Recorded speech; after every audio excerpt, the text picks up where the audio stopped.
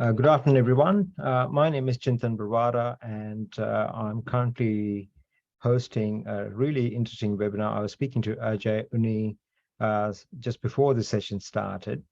So what we've got today is it's an important topic in terms of cybersecurity, cyber threats, and how do you actually risk manage that information from a finance and a CFO perspective.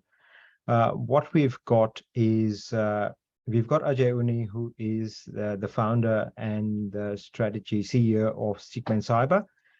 Uh, Ajay, I think, has nearly 30 years plus experience into this industry, and also he works in cybersecurity and IT related fields in his own company for the last 12 or 15 years or so. I think Ajay sits on various committees and boards, also on the New South Wales government boards as well for cybersecurity. And Ajay, thank you very much for spending this time. What I would like to do is, before I hand it over to you, just a bit of housekeeping. We've got the chat function disabled. Any questions you've got about the session or about the presentation, I would probably ask you to type it on the Q&A box. And what we might do is, Ajay will probably take about 40 minutes, 45 minutes for the presentation, and we'll take your questions one by one after that. So Ajay, over to you. If you can just summarize on what Stickman Cyber does and something about yourself, and we can then start the presentation. Oh, wonderful, wonderful. Thank you so much, Chintan. Really appreciate it. I see there are still people joining, so welcome to the people of joining us as we speak. So I'm Ajay Unni. I'm the founder and CEO of Stickman Cyber. So basically at Stickman Cyber, when we built the business, we saw organizations had they didn't have a clear picture of protection, compliance, and certification for cybersecurity. So our business, what we did is we built a business which provides comprehensive, fully managed cybersecurity services, including protection, compliance, and certification, so that you have the peace of mind. What you get out of this is once you're protected, compliant, and certified, you build trust with your customers, you are safe, and then you also get certified to be able to then go win more business and focus on growing your business. So that's really what Stickman is all about, helping our customers build trust, be safe, mitigate their risk, and also go win more customers as part of that journey. So we were speaking with Chintan and our team, and we saw there was an opportunity to educate the financial professionals, industry and marketplace with regards to cybersecurity. And I was just mentioning to Chintan, I deal with a number of finance professionals, C-level as in CFOs, financial controllers, and others across various different businesses from small, medium, and large. And I see many of them don't have a clear connotation of the terminologies and on cyber, and they get they get information from their IT department saying, oh, we have to spend all this money on cyber. So we said, okay, maybe we help create a webinar which focuses on how do you come up with an ROI calculation for, and I'm not a finance professional, but I don't claim to be one, but we've got some ways to do that, identifying return on investment. So today's webinar, we will basically cover that towards the end, but more importantly, addressing the first concern for you as a finance professional is what's the current environment in cyber, what are the threats in this financial industry, what's the impact of that cyber. We'll go through some real world case studies, strategies to mitigate these threats, and also how do you work out ROI calculations for cybersecurity.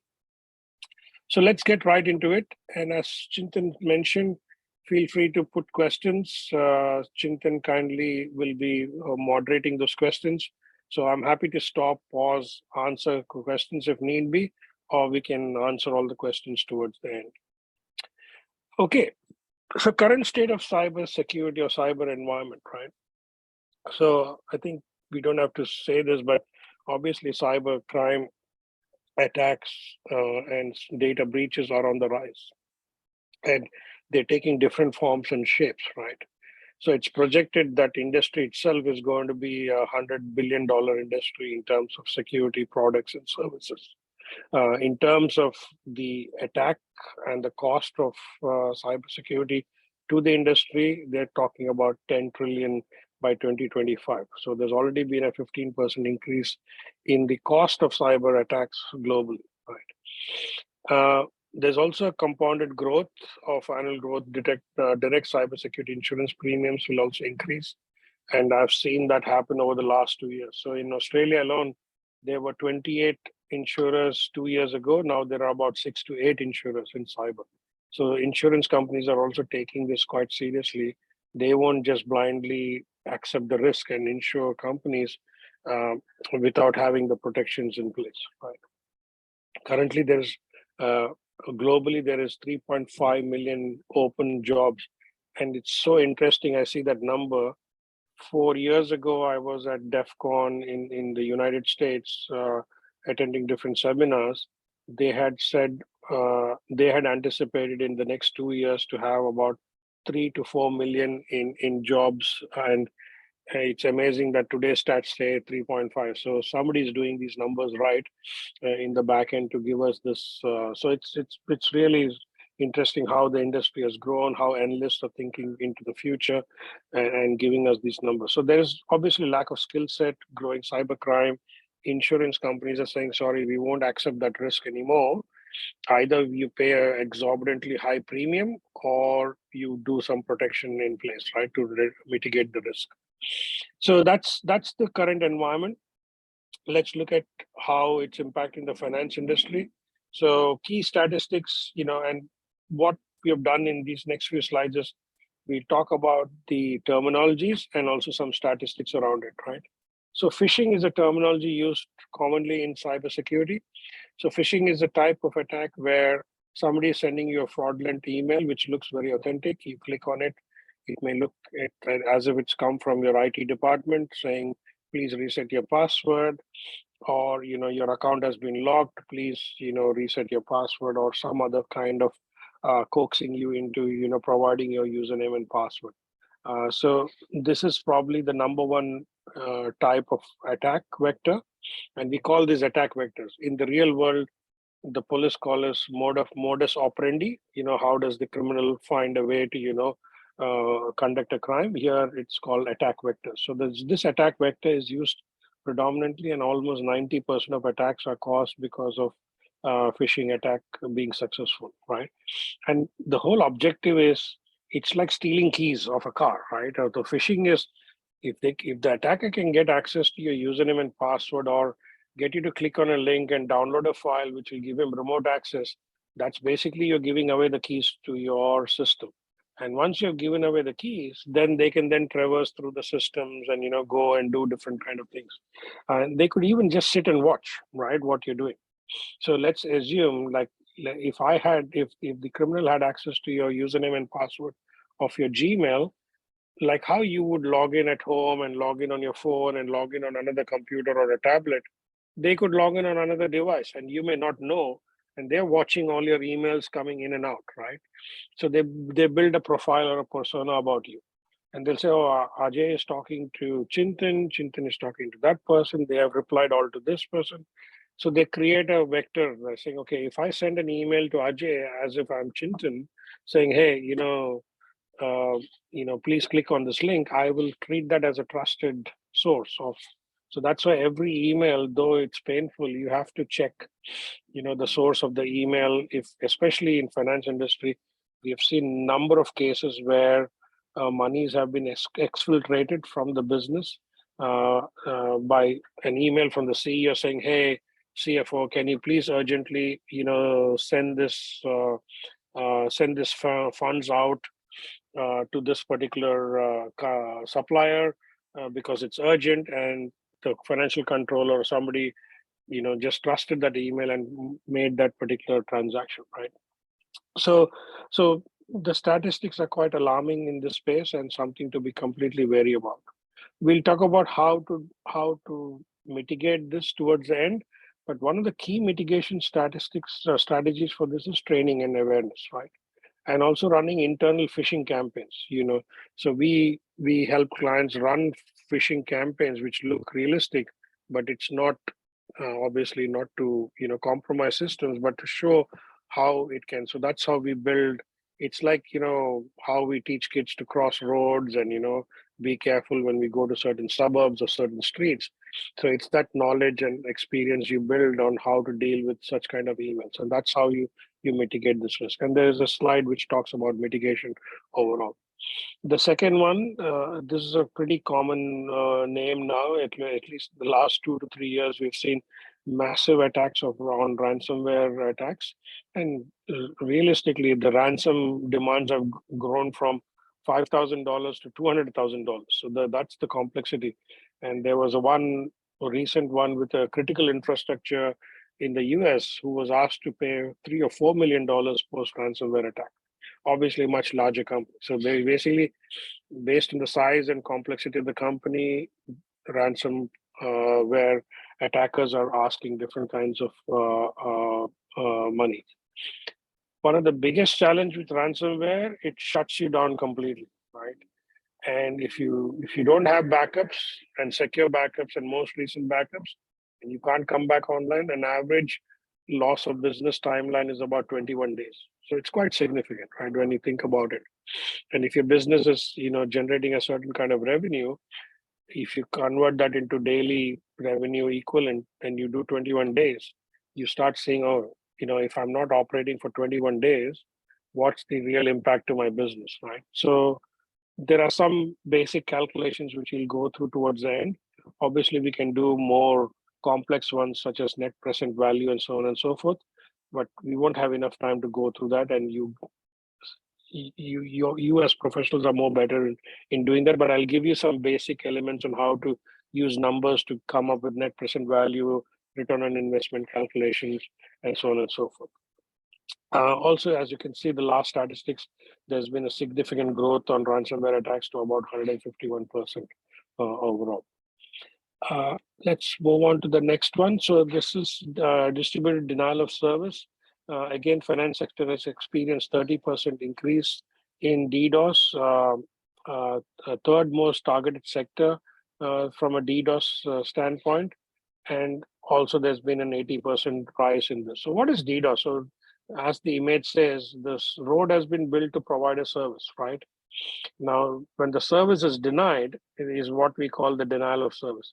So if you have a website where I see a lot of financial advisory companies, who have websites where customers can go log in, do their transactions and so on and so forth.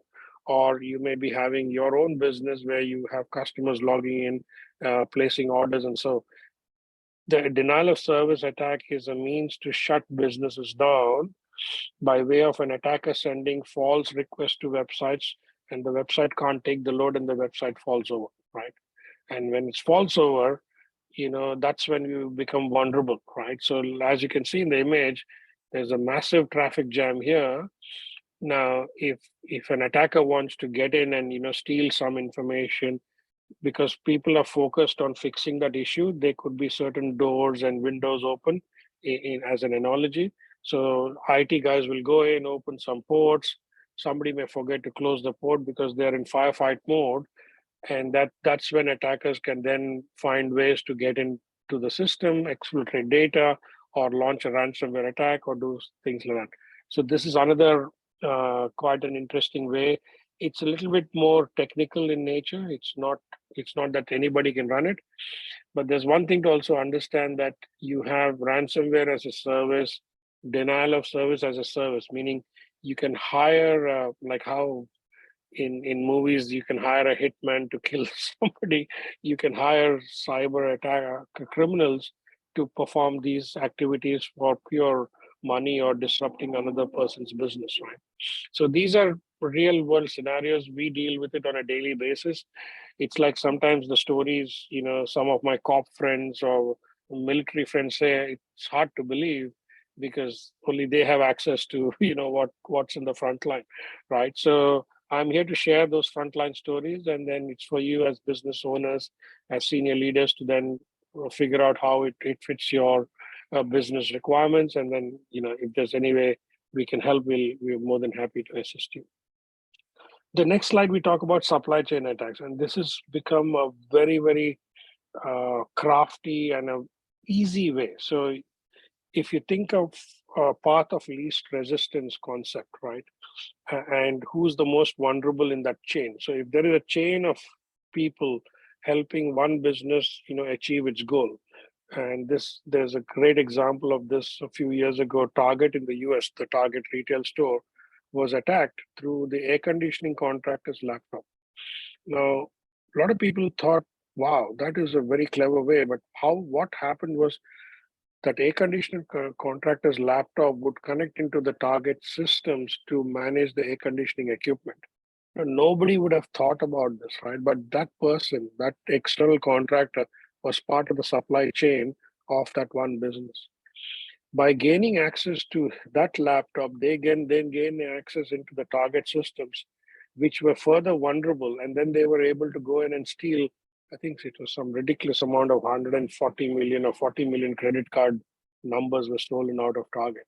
All the C-level execs lost their job. The board was replaced. It was a massive overhaul of the company. Obviously, post-attack, they end up spending loads and loads of money to mitigate the attack and also spend money on cyber, which is where it for me, my heart bleeds when I see that, because you'll see towards the end, it's quite easy to mitigate these risks, right? It's like taking precaution, right? The age-old saying, prevention is better than cure. If we could prevent attacks, and I think the financial execs need tools and information and ways to make that decision more eloquently, rather than being put on the table saying you have to spend this money, kind of thing. So hopefully I'll be able to help you achieve that. But supply chain, as you can see, is one hell of a attack vector. I can see third party risk, or supply chain risk is what it's called, is becoming huge globally, right? So all large companies are going down their supply chain and say, tell me what you're doing with security, tell me how you're protecting. And these small companies are now asked to fill questionnaires, send it back, they'll review it. If it's not good enough, then they are asked to enhance their security. We are seeing it's becoming mandatory for businesses to do business with other companies. You have to have some kind of compliance, certification, or protection in place. And it will come to a point where no business can interoperate with each other without the proper security certifications and so on and so forth. So this is going to be the future. We can sit on it as long as we want, but at some point it will become mandatory, and there will be no choice but to find a way to get to that level of security what is required to perform and continue the business. Quick pointers here. So during 2020, 2021, the Australian Cybersecurity Center observed these things, right? So there were 67,500 cybercrime reports, almost 30% increase. Loss of cybercrime costed about 33 billion, that is self-reported. Approximately one quarter report cyber incident affected entities associated with critical infrastructure. So quarter of that 67,000 were water, gas, electricity kind of companies who were impacted. 1,500 cybercrime reports of malicious cyber related to coronavirus. So during the pandemic, there's been about 1,500 new type of cases which are specific to the pandemic, and 500 ransomware crime reports, an increase of 15% from the previous financial year. So the impact has been quite significant, right? Year on year, we are seeing a significant growth overall. We'll go through some real life case studies now. Some you may be already aware, some you may not. But this was with a financial advisory firm where ASIC fined them $750,000 because of purely not having reasonable standards of cybersecurity. So they had a breach, data was exfiltrated, and it had to be reported to ASIC in Australia. That's the law. And then it went to court, and then finally they were charged about $750,000. Obviously, that money could have been put towards the compliance and certification and the protection of the business rather than, spend it on fines and so on and so forth. The second one is this company called Lavitas Capital. They don't exist anymore. They're hedge fund managers.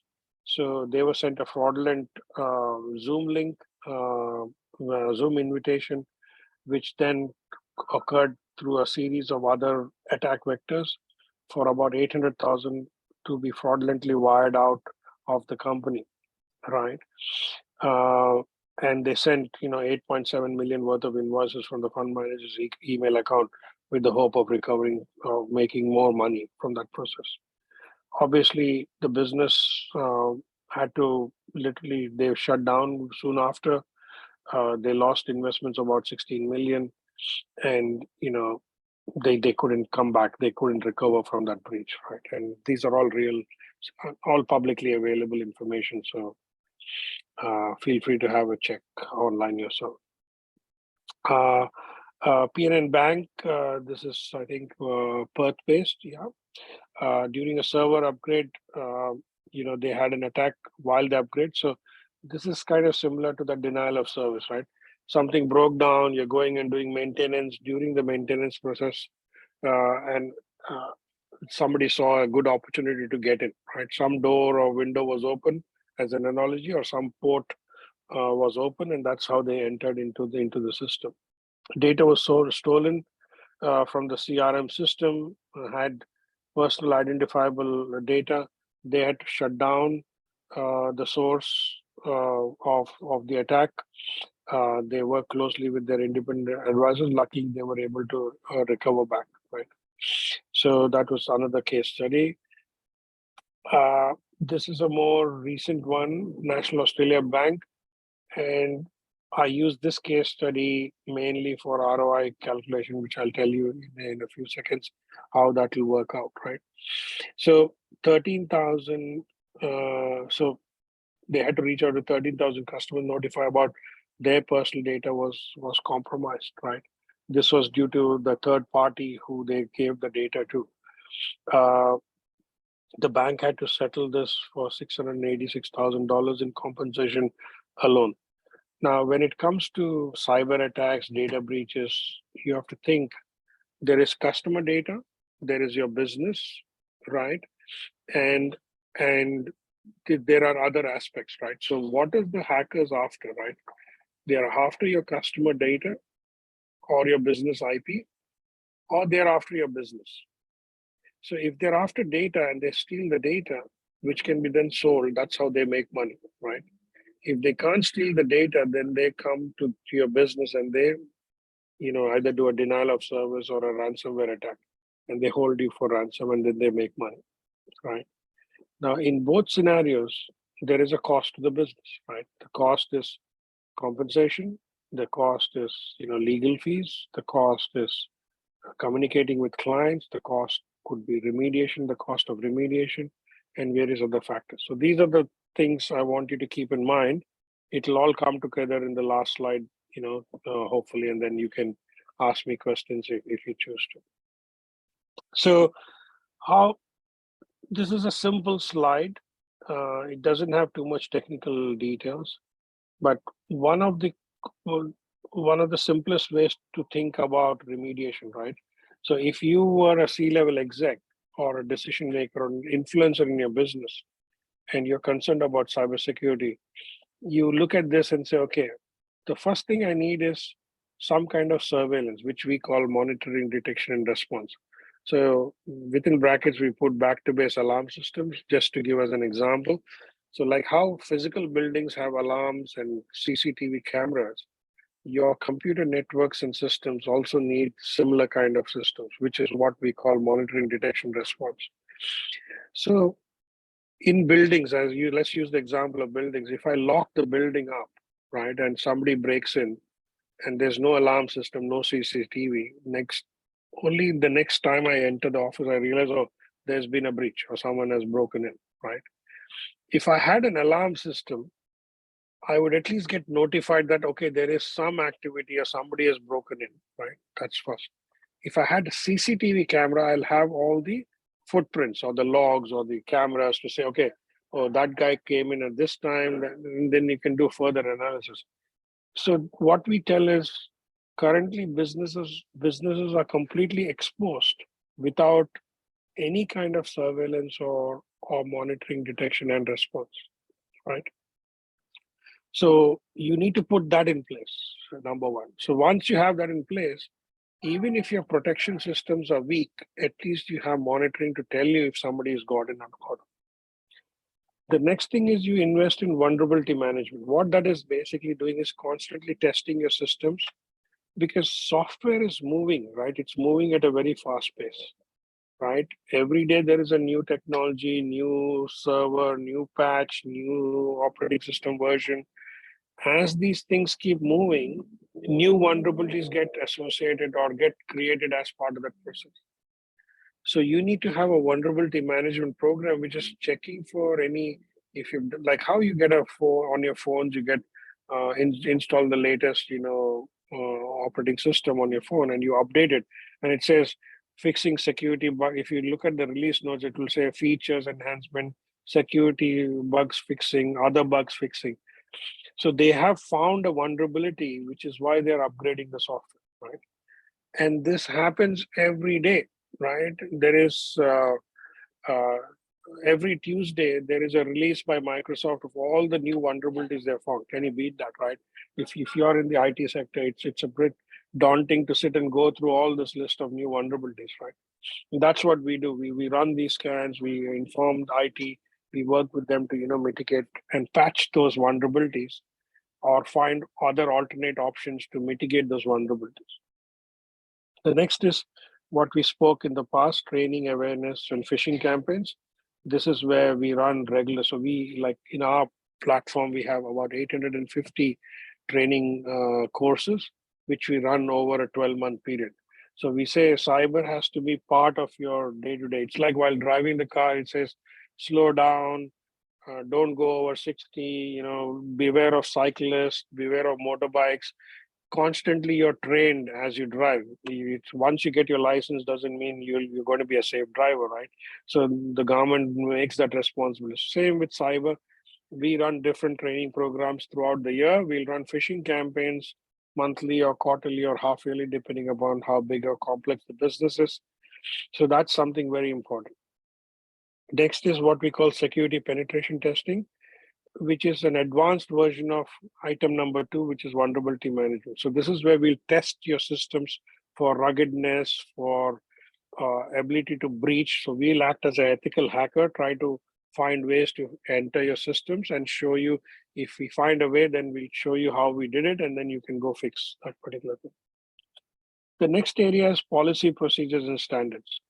Now, you don't have to follow this order, but we have put it in terms of priority listing, right? Some of this can be done in parallel. So it's not like you do one and then wait for 3 months, do the next.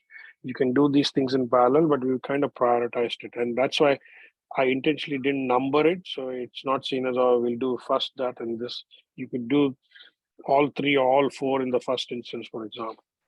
So policy procedures is an interesting one. Now, small companies say, oh, why do I need policy? Yeah, that's fine. You don't need, if you don't want policies for 2 staff people, that's fine. But have one information security policy at least. Don't boil the ocean, You start somewhere, right? If you're running a business, you have to treat the business outside of you as an individual, right? The business needs to, so tomorrow if you add a new resource or you hire a third party company, you should have an information security policy says, okay, this is how we share data with third parties. This is how we share data internally. This is what you're allowed to do.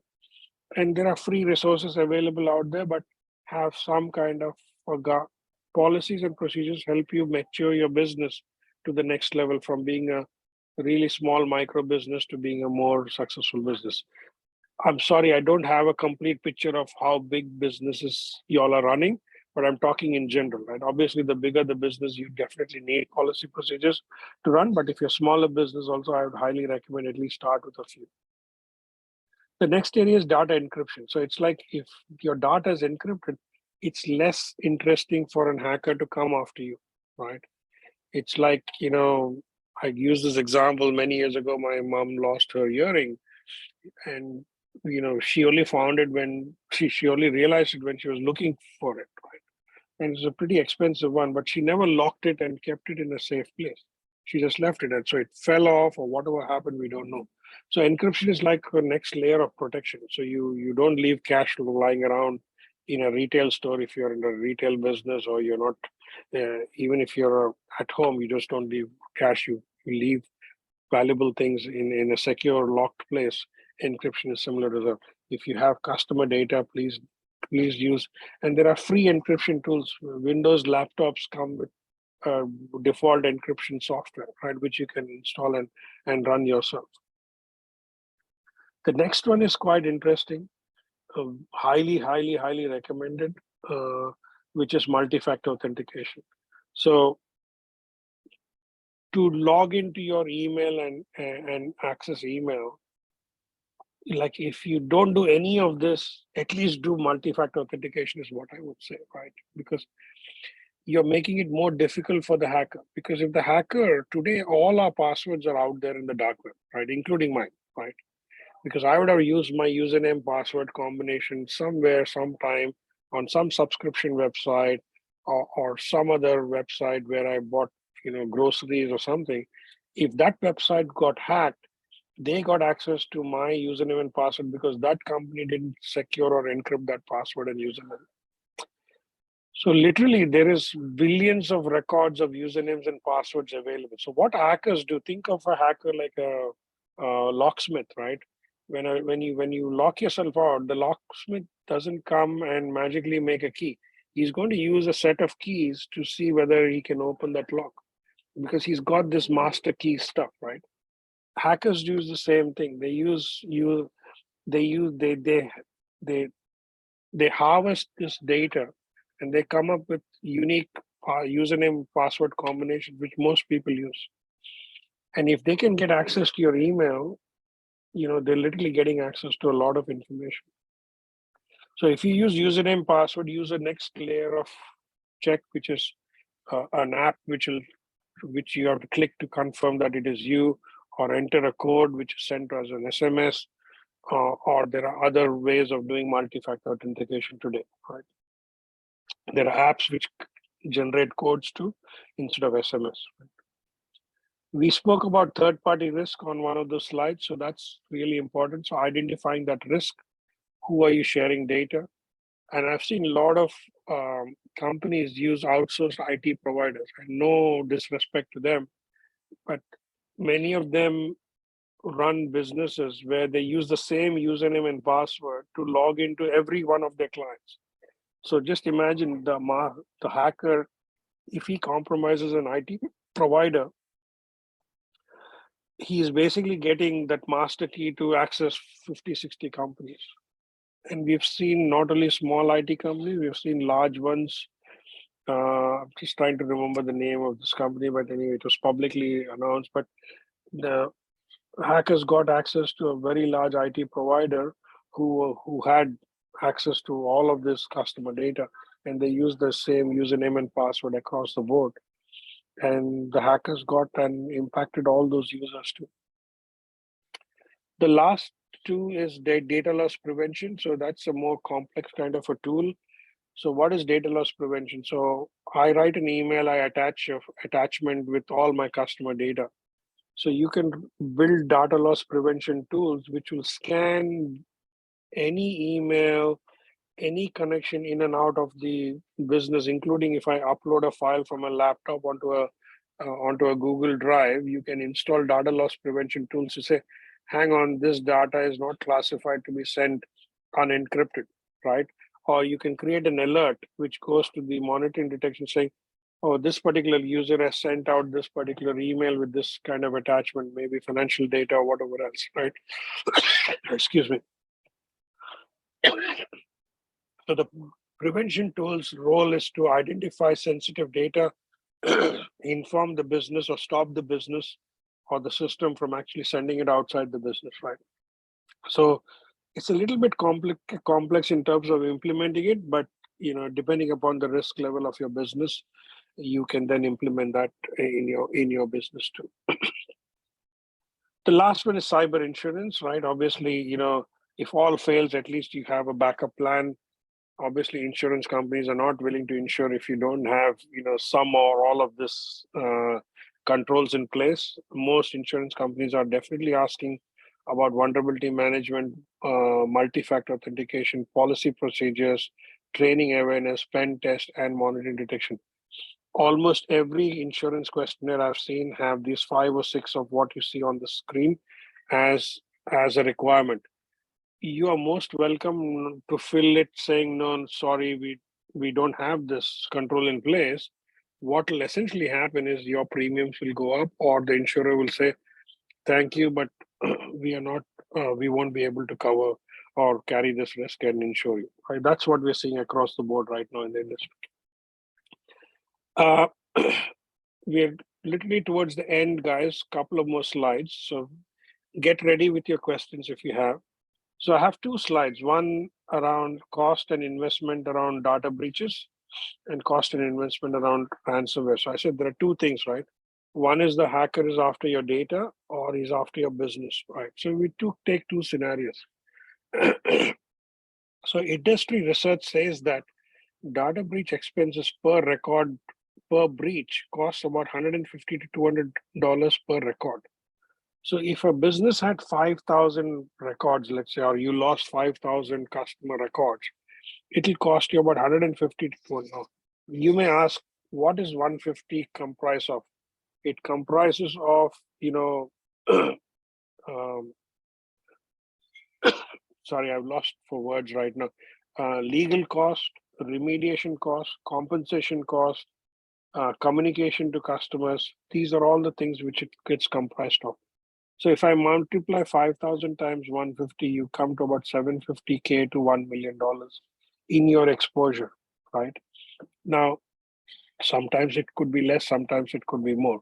But if you saw the NAB data breach, as an example, for 13,000 records, they spent about $668,000 in only compensation, right? So let's do the math here. $688,000 divided by 13,000 is about $52 per record or per customer. It was what it costed them, right?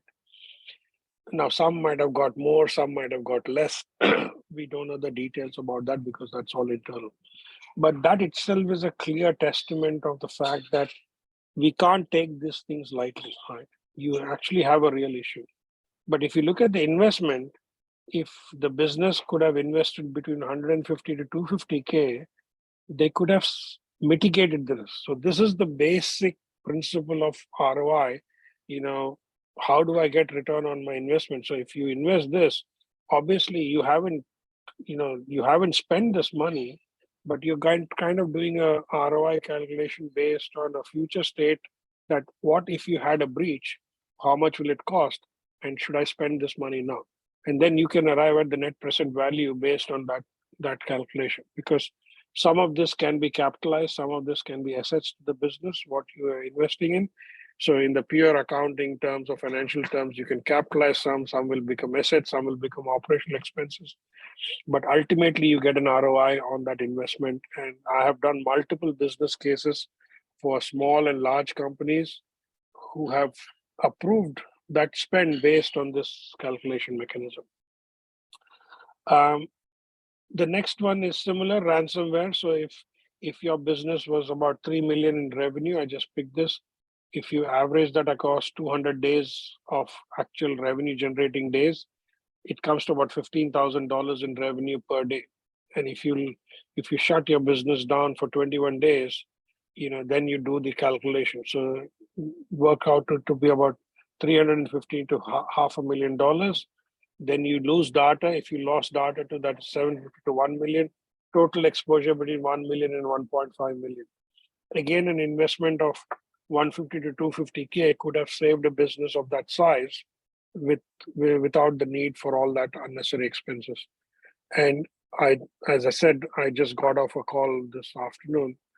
A business in a similar scenario where ASIC is saying if you don't furnish all your results, we will fine you $750,000 for that breach what has occurred. So they are scrambling now to fix their cyber and present back to ASIC that the breach wasn't that severe. So with that, I complete my presentation and pitch to all of you. I hope it was valuable. Uh, if you are interested to talk further, feel free to call us on this number, or you can even email to sales@stickmancyber.com, and we'll be happy to assist in any way or educate you further or help you out in any way or form. Thank you. Thanks, Ajay. I think it's one of the things that I think from a finance point of view, it's something like an unknown. And when we say a bit of an unknown, it's more like saying, it's too hard basket because, especially with smaller companies, what I've seen is that, the conversation is there about cybersecurity, but they don't really understand a way to start with. Now, if a company doesn't have CIO or CTO and things of that sort, I think it becomes like, if you're a team of 20 people or 30 people kind of thing, where do they actually start? Do they actually have to do the flow chart that you had in there? Do they actually have to go through each one of them, or can they skip a few things, or where do they actually, what's the biggest thing that they need to do now? Like, I know that you mentioned about multi-factor authentication, even things of that sort, because a lot of the companies now, if you compare organizations now and what they used to be about, say, 5 years ago or 10 years ago, not a lot of people had members areas or, customer portals and things of that sort. I know a lot of companies who are not particularly happy to do multi-factor authentication or two-factor authentications because it's a bit second layer of people logging in and things of that sort as well. So have you come across those things? Well, the short answer is I haven't seen much of. I think I'll answer. You got 2 or 3 questions there.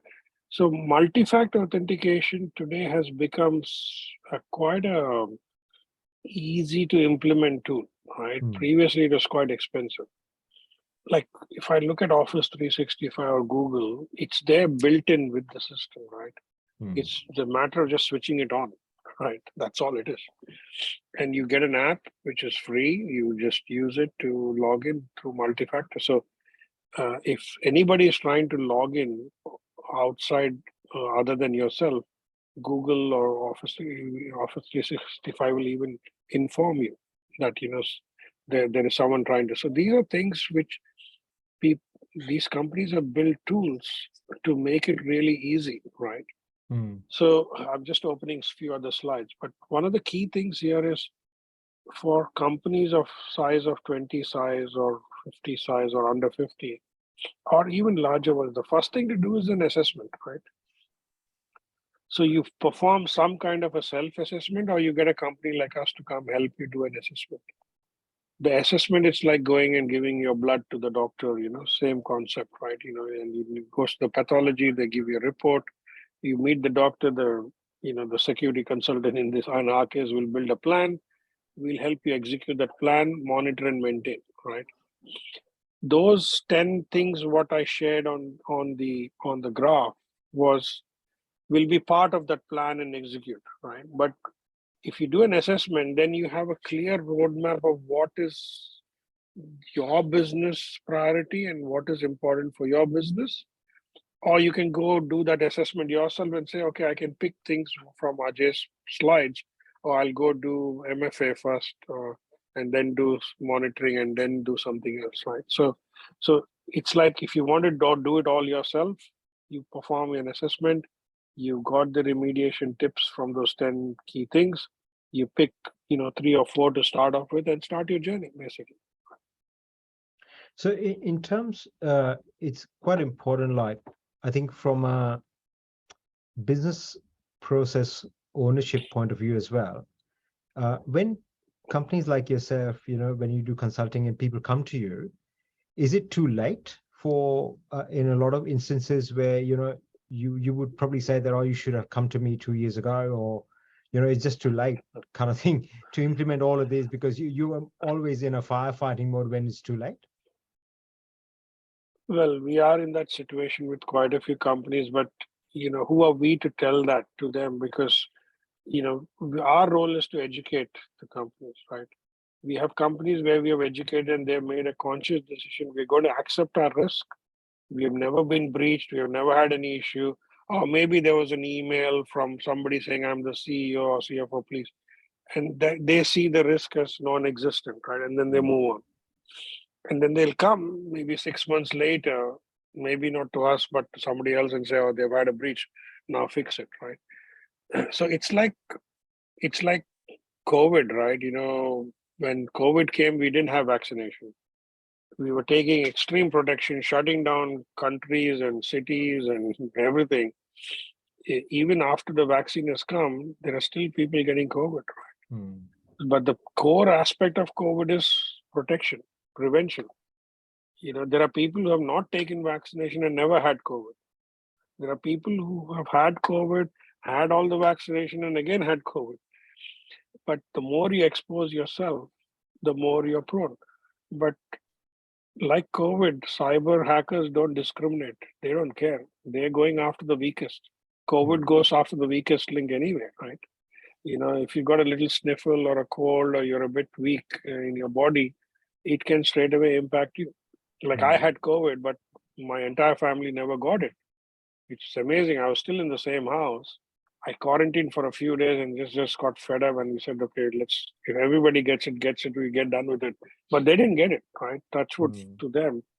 But this is the irony of the whole thing, right? You can wait for it to come and then do a remediation, or you can keep a preventive approach to life in general, including business. So another question which popped up was in terms of compliance. Now, when you look at publicly listed companies, there are ASIC requirements in terms of that sort of thing in cyber security. Is it true that a lot of small to medium-sized enterprises who are not listed like private companies, there are no compliance issues in terms of that ATO requirements? Have you had you need to have certain insurance policies and things of that sort. Do you think that that's something that's coming from the government as well? Because it's about security, and it's about financial losses. Yeah, so government has not been able to enforce this, right? They are only encouraging and creating a awareness. They've been able to enforce it from a contractual perspective. If you have to deal with government or you want to provide business to government, you have to have these compliances and certification in place. But it's trickling down, right? The value chain. So while the government is asking bigger companies to do it, they're asking their other large entities or supply chain. Then those guys are asking the smaller ones, and it's now coming right to the entire ecosystem is getting impacted, right? So we have clients who've got 5 staff, 3 staff, 2 staff who are doing something in cyber because they don't want to be caught out, right? And there are only 2 reasons we say: either there is an enforcement, so compliance certification, somebody is telling you have to do this if you want to do business, or there's a reason of protection, like I want to be protected. I don't want to be the statistic, right? I want to do the right thing. Right. I think we've got a couple of questions on the Q&A thing. Would you want me to read them out for you, or? I can read it here. So Perfect, how would you know that your computer is being hacked? Well, I'll try and answer this question. So that there are 2 ways, right? One is before the fact and one is after the fact. After the fact, meaning the hack is completed, somebody's installed it, and then you're unable to use your PC, right?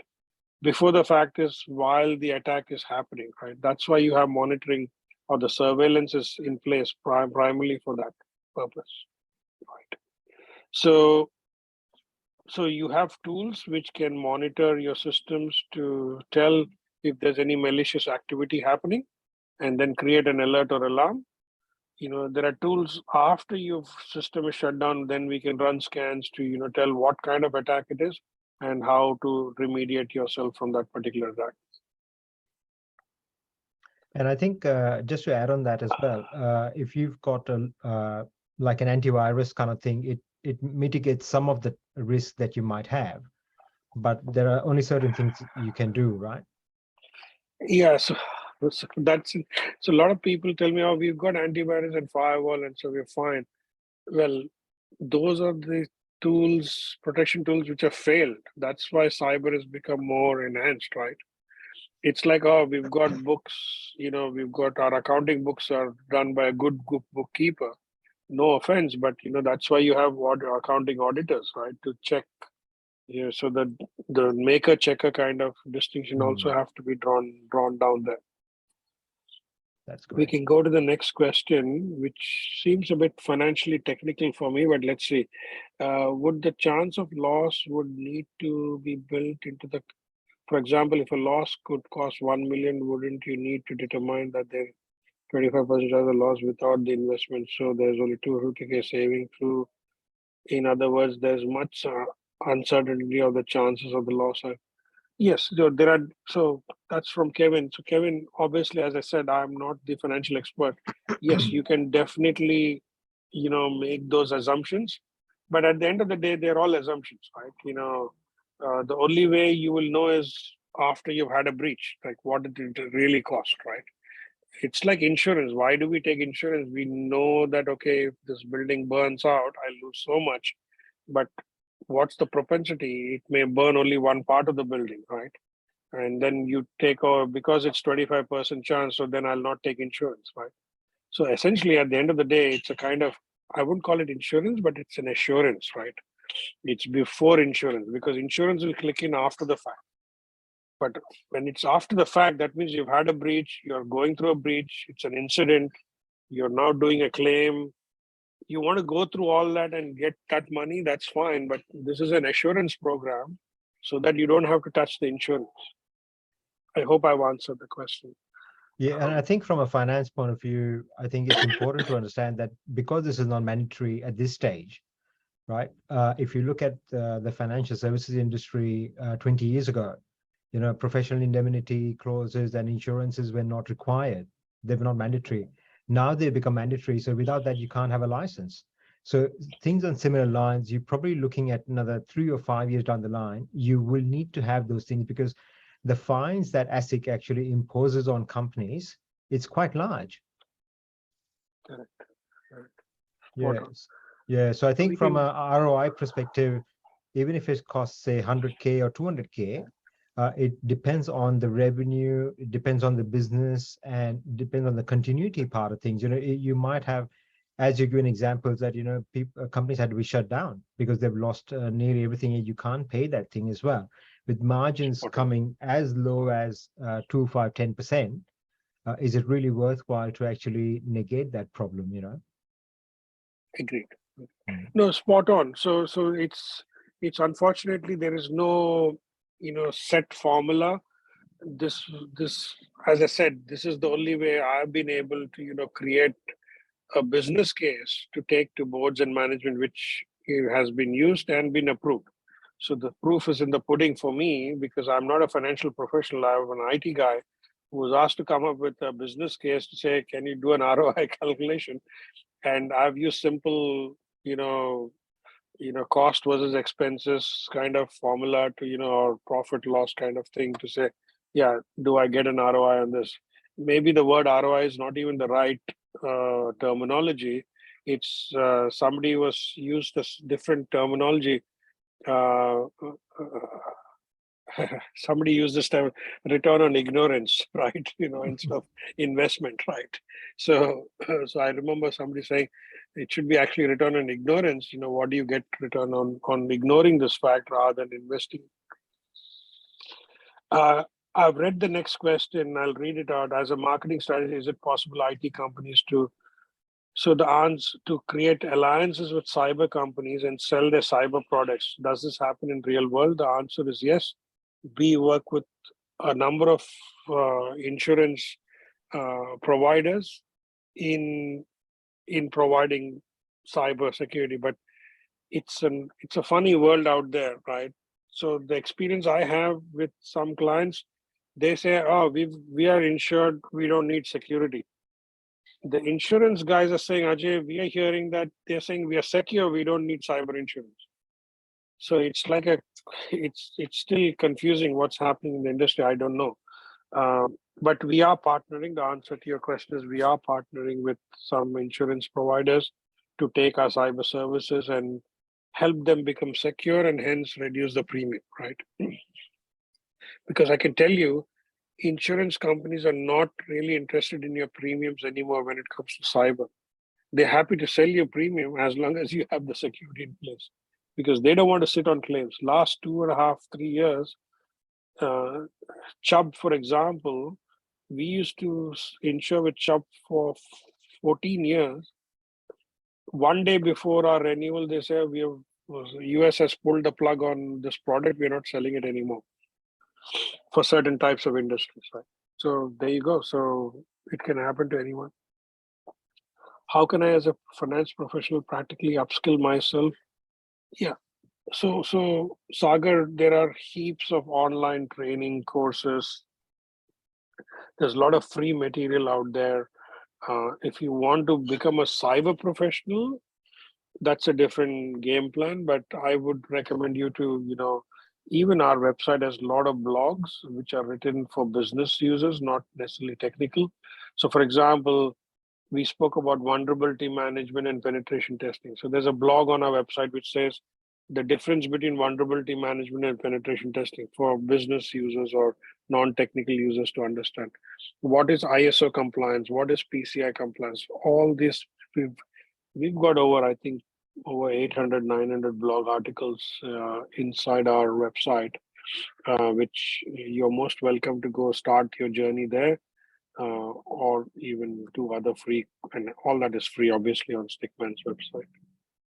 Yeah, I think one of the things where members, like most of the members, are senior finance professional in corporates, right? And we've had this conversation over the last 6 months or so, saying, once it becomes into a too hard basket, and if you are then preparing a business case for your CTO or the board for something that might happen like cyber, it's more like getting premium insurance kind of thing, but not only getting an insurance, but what are the factors that you kind of thing. So one of the companies that we work with is Target in Australia. Now, we were talking about this and saying, how you've got the Fair Work Ombudsman, right? So there are ombudsman services for workplace safety and other things. They should have something related to cyber, which I'm not sure whether it's there at this point of time. But I think a lot of government services and procurement areas are putting those requirements now. So I just hope that that trickle down effect actually comes on quicker than quite late. I think it's about not only business continuity, but it's also about your customers and all the data that you've got. Yeah, and businesses are struggling to even understand the value of data, right? Like you can understand the value of an asset, like, this is an asset and this is an asset, but data as an asset, putting a value to it, businesses have struggled, right? It's not black and white, right? And that's where there's a next level of maturity needs to come into play. And sometimes it's fatigue also. Oh yeah, all my username passwords anyway in the dark web, so why do I care? Well, we have to because we have no choice, because that's the keys to the kingdom, literally, right? People want to exfiltrate into our systems. No, I think that's so true. One of the last questions we've got is, will the slides be available? We will not be sharing the slides, but this webinar has been recorded, is being recorded. And what we'll do is once it's edited, we will send everyone the recording and it will be uploaded on our website as well. So you probably get this over the next couple of days for that. So that being the last one, I think, Ajay, and I think we're running out of time. Thank you so much for insightful presentation. I think from our side, being in the finance industry and from an association point of view as well, this is something always has been in the too hard basket. Conversation always has been there, but no clear resolution because of no mandate, right? And I think some of the resources that you talked about in terms of your website and some of the free resources, like simple things like multi-factor authentication, those are the things that people should be using on a personal level and as a corporate level.